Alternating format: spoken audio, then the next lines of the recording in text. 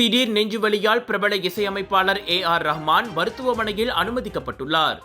இந்திய நேரப்படி இன்று காலை 7:30 மணிக்கு சென்னை கிரீம் சாலையில் உள்ள அப்போலோ மருத்துவமனையில் அவர் அனுமதிக்கப்பட்டார். அங்கு ECG உள்ளிட்ட பரிசோதனைகள் நடத்தப்பட்டு ரஹ்மானுக்கு இரத்த நாள் அடைப்பை அறுவை சிகிச்சையின்றி சரி செய்யக்கூடிய ஏஞ்சியோ சிகிச்சை அளிக்கப்பட்டது. இதையடுத்து 58 வயது ரஹ்மான் மருத்துவர்களின் தீவிர கண்காணிப்பில் வைக்கப்பட்டுள்ளார். ஆஸ்கார் நாயகன் மருத்துவமனையில் அனுமதிக்கப்பட்டிருப்பது இந்திய திரையுலகத்தினரையும் அவரது ரசிகர்களையும் அதிர்ச்சியடைய வைத்துள்ளது.